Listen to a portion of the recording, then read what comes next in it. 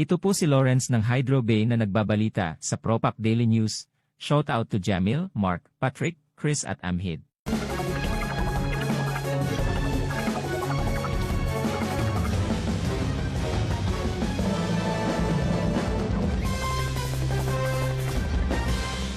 It's announced that the United States will provide more than $1.5 billion to address Ukraine's humanitarian and energy needs.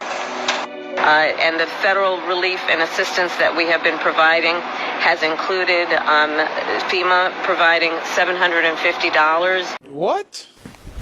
Emotional, damn it! I just announced that FEMA is going to be providing $750 to the victims of Hurricane Helene. She says that this money can be used for, quote, immediate needs and assistance for home repairs, insurance deductibles, and hotel stays. When people see how much migrants are getting paid in sanctuary cities per month compared to the American taxpayers who just had their complete lives destroyed by Hurricane Helene, it feels like a complete ripoff. In New York, migrants are getting $1,400 a month in SNAP benefits. In Los Angeles, $1,000 per month. In Chicago, they're getting many benefits. And I know that a lot of this money is state and city funded, but FEMA's had something to do with it as well. Look at this. In 2023 and 2024, the direct funding for migrants through FEMA was over $1.4 billion. That's when you add up the costs that they've spent on the Shelter and Services Program, the SSP, and the Emergency Food and Shelter Program, the EFSP-H. Our thoughts and prayers are with the victims of Hurricane Helene, and my question to you is, should the federal government be doing more? Let me get this straight. Donald Trump, who is not the president of the United States of America, launches a GoFundMe page to help Hurricane Helene victims raise more than $1 billion. And the rhetoric from the other side says we do not have any extra additional funding to help or save or raise for the victims of this hurricane that has absolutely decimated our families of the United States of America. But yet, we can send $8 billion over to Ukraine and hundreds of millions of dollars to fund Taiwan. And that is a threat to our democracy. And that is the man that doesn't give a shit about the American people. And that's the one that we shouldn't call our president, and the one that stands by our sides to make sure that our families are safe and sound. What I want you to do is send in your comments. I want you to send in your comments, how does it feel that hundreds of millions, if not billions of dollars of your tax-paying dollars are getting funneled overseas, but yet we have no extra money for the people down south that desperately need our help. Well, guess who just got endorsed by the Heritage Foundation? Your girl Kamala Harris, okay? Now keep in mind, for the longest, everybody had been running around talking about Donald Trump is a threat to democracy. He's going to initiate Project 2025 and the whole nine, okay? But guess who got the endorsement from them? Kamala Harris. Now, I'm not sure if you guys do your research or not, but if you go back and do your research, you will find out that when Biden stepped down as president of the United States, they are the ones who orchestrated all of this. They are the ones who put all this stuff into place to make sure things ran as smoothly as they wanted it to go. I also believe that they are the ones who wanted Kamala Harris in place because they knew that she was going to be the one who would actually initiate Project 2025. They was just telling you guys that Donald Trump was going to do it so you could look that way while she was doing whatever she had to do over this way, okay? Now, the question of the day is this. Since everybody was saying they're not voting for Donald Trump because he was initiating Project 2025, but this woman over here just recently got the endorsement, who are you voting for now? Are you still voting for Kamala Harris or not? It's directly interrupting our ability to conduct missions and operations. And I'm not going to disparage anybody because we are trying to work within partner relationships, both government and non-government entities within state and federal and county.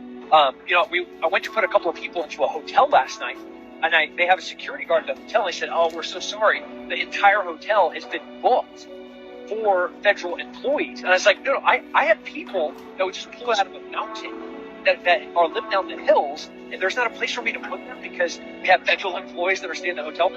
But this white car looks like I smell like foot and death right now, as does every single person on our team. Not a single one of us slept. We got done maybe at 3 o'clock. The moment the sun was up, we could fly helicopters again.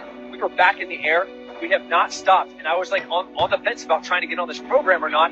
I want people to understand how incredible this organization is, Save Our Allies, all the work that all of these volunteers are doing. But people, this is biblical level devastation. This is apocalyptic. Sean, this is the gravest betrayal of American citizens this country has ever seen. The reason why those Americans in North Carolina, those mothers, those fathers, those precious little children, were left to die, were left on rooftops begging their government for help that never came, is because Kamala Harris turned FEMA into an illegal alien resettlement agency. Its manpower, its dollars, its resources, its mental energy was spent over the last 4 years learning how to do one thing: how to get illegal aliens from outside the country into your town. And so when disaster struck, they were not ready, they were not prepared, they were not capable, and they did not care. And our fellow citizens, including babies, children, young kids, were left to suffer and drown.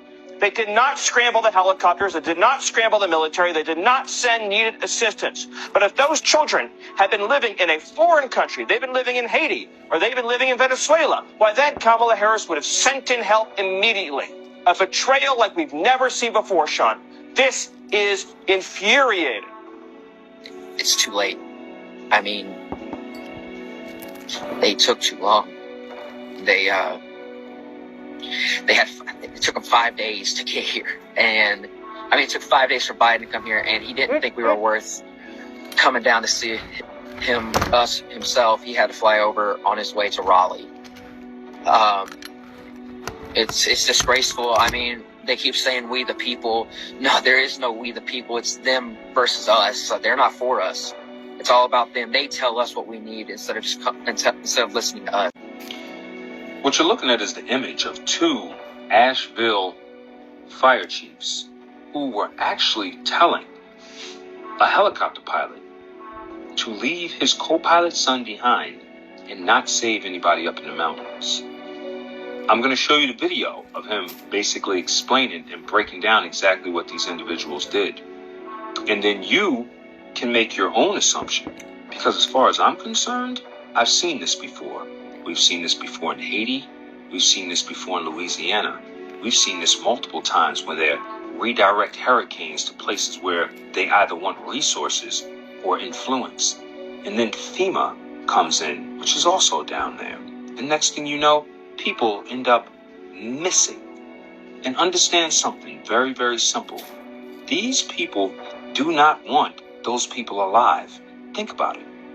Those people were actually on a mountain. It's a mountainous area.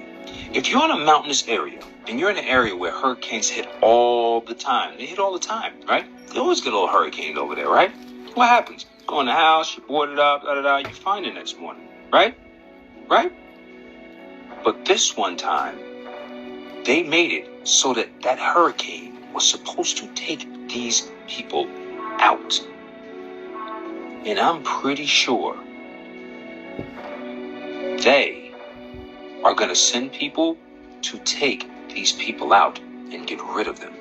And then they're going to go, oh, the death toll is so high and the waves, it must have, they're going to hire their people. They own the network.